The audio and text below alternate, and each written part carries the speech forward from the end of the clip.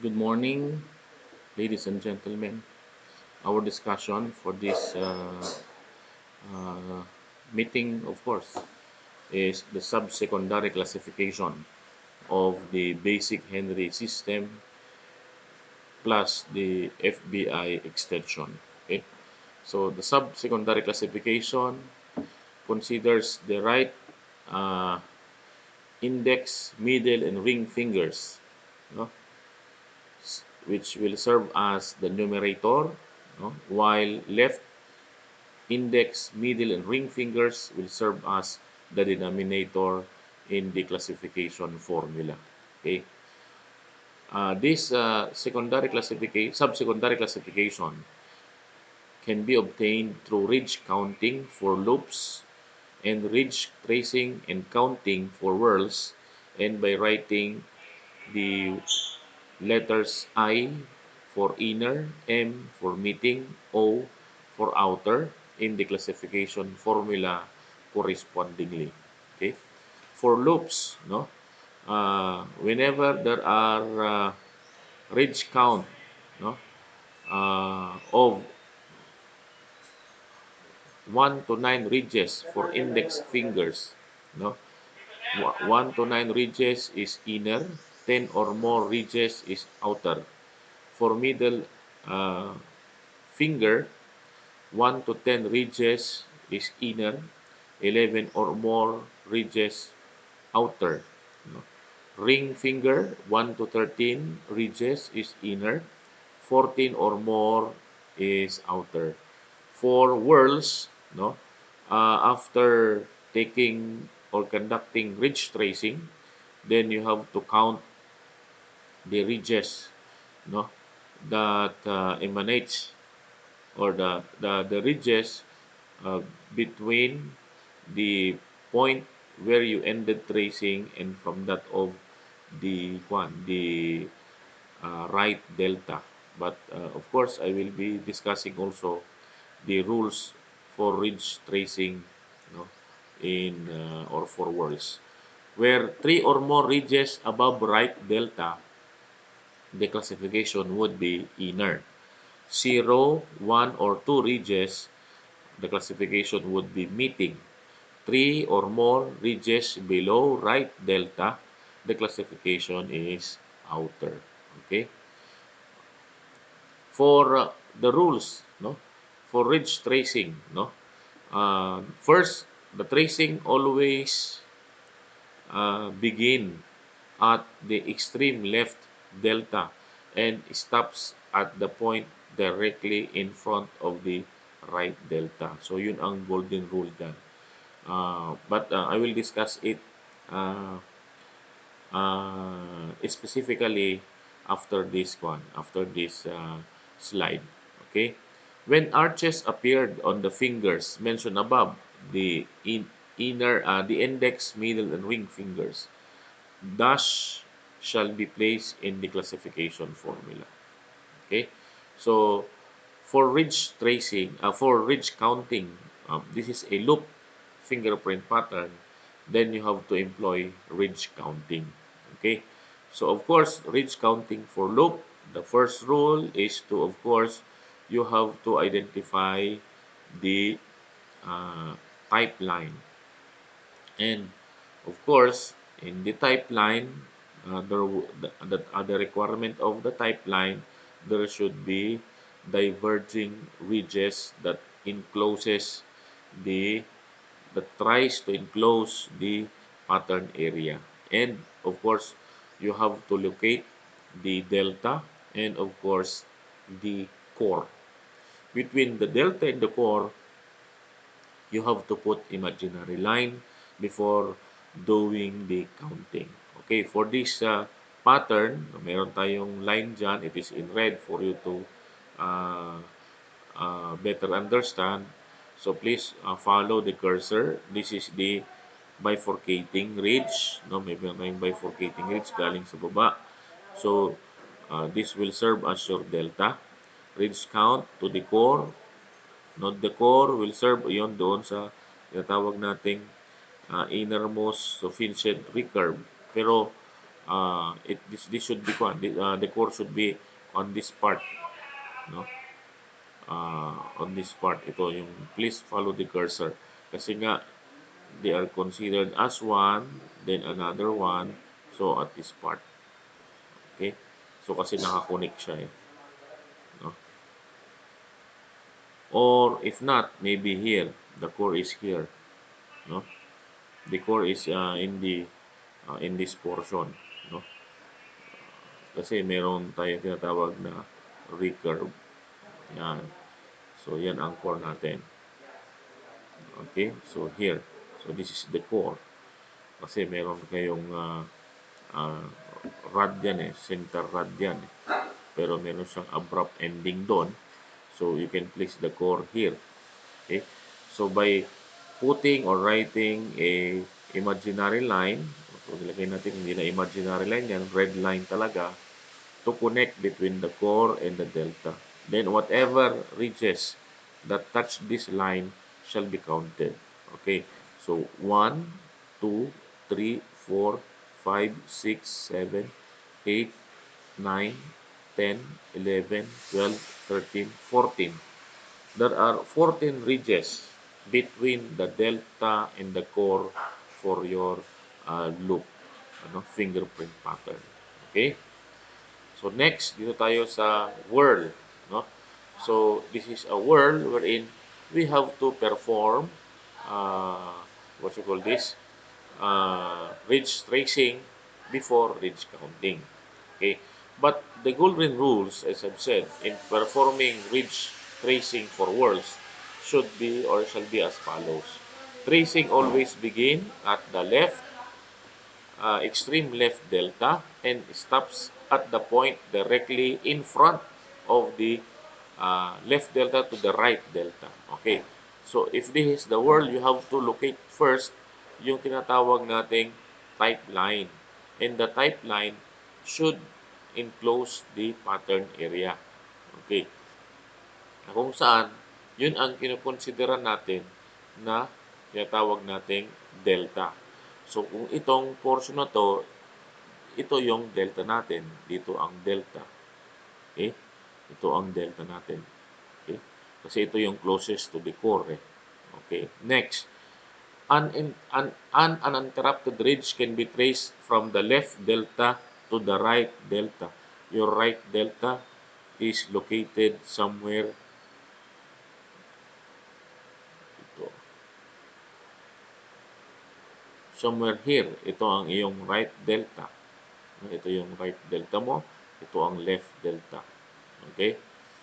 And then, when tracing suddenly ends, the tracing may be continued on the right, in the ridge below the ridge. For example, ano? So, for example, please follow the cursor. This one, going doon, dire-diretso. Pero ang problema, nasa tapat na tayo eh. Dahil nasa tapat na tayo, we have to stop, no?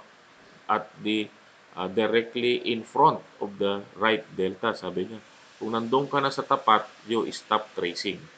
Pero kapag wala ka pa doon sa tapat ng right delta at na abruptly may naputol yung ridge na yan, no, for example, this one sa baba, for example lang, no, naputol, you have to proceed at the ridge below. No, then continue below ulit, no, kung naputol. Okay, so that's how a ridge tracing should be done. A ridge must be definitely end before the tracing may be continued on the ridge below. Kailangan mag-end muna yung ridge na yon, yung ridge na yan, then go below, just below the ridge, no, or the end of the ridge. When the ridge bifurcates, the tracing should be continued at the lower portion. No? Pag nag-end, yung lower portion lagi, lower portion. Okay, do not use the upper portion ng bifurcating ridge. Okay? When the delta is a dot, no, the tracing begins on the type line which is the ridge immediately below the delta. Kung ang ridge mo is dot, no, example, ang ridge mo is a dot nandito, doon agad sa bababa ka agad kung walang bifurcation.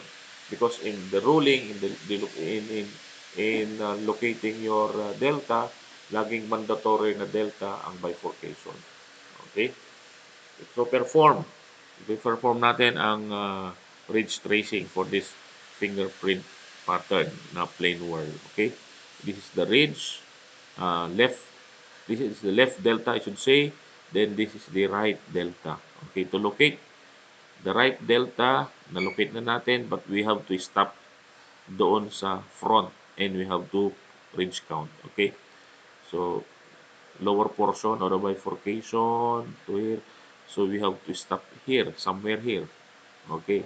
Then write imaginary line between the delta and the no, the point where you ended read tracing and the right delta.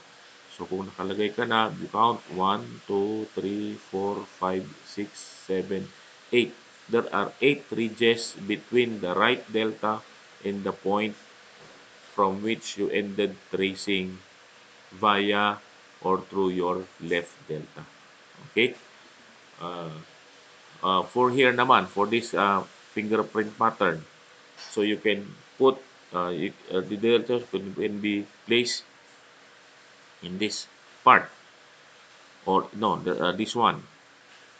No? So tracing down it in the ridge ended, then go down, then all throughout, then you have to stop here because your right delta is located in here. So count, put imaginary line, no, then count. So we have one, two, three, three ridges, three ridges between the right delta and the point where you ended tracing. Ito, 8 yung fingerprint pattern sa inyong kaliwa, 8 ridges between the point at which you ended tracing and between the right delta. Ito naman, 3. Okay? So that's how to perform ridge uh, counting and ridge tracing. Okay? For this classification, no? For this classification muna, no, considering there are 4 ridges below right delta for the plane whirl, which is fingerprint pattern appearing in your index finger, and there are 7 ridges for the ulnar loop appearing in your index finger, middle finger, and there are 5 ridges appearing in the ulnar loop pattern appearing in your ring finger, as well as 12 ridges between the delta and the core for the ulnar loop appearing in your index finger of your left hand. No?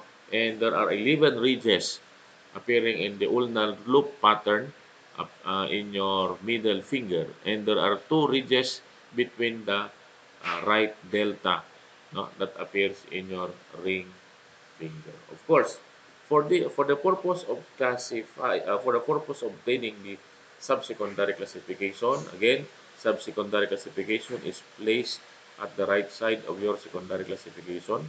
Please follow the cursor, and we are only going to use the initials I for inner, then we have M for meeting, O for outer, and dash whenever uh, arch appear in any of the fingers, no, yung right index, middle, and ring finger, and of course the left index, middle, and ring finger.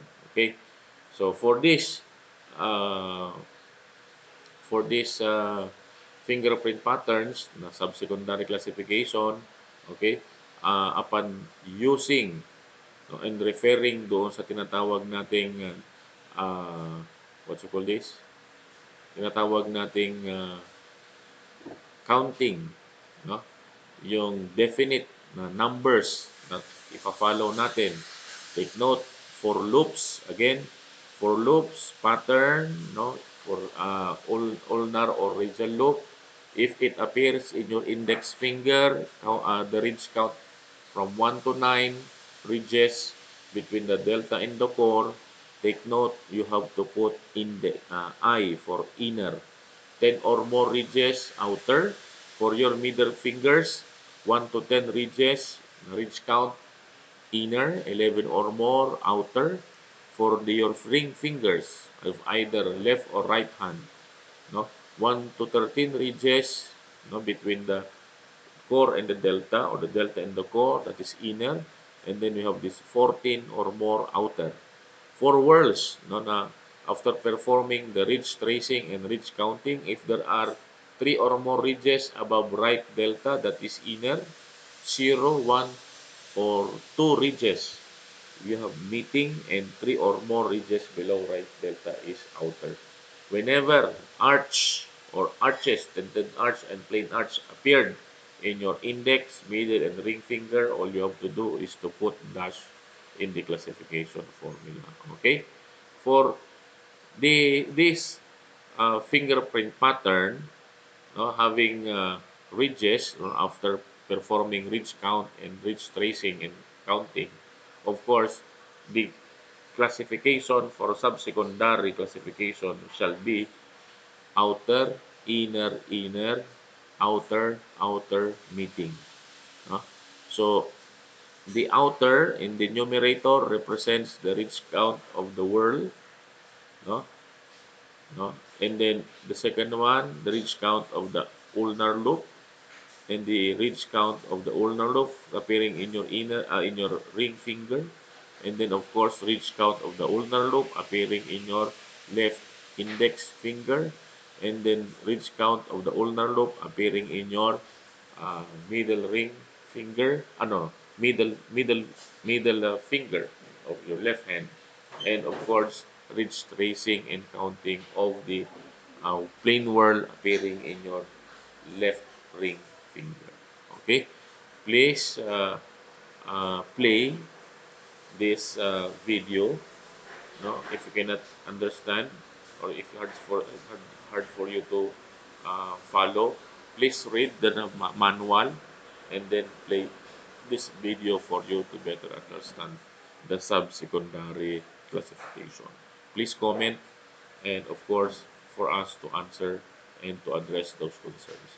Again, thank you very much and good day.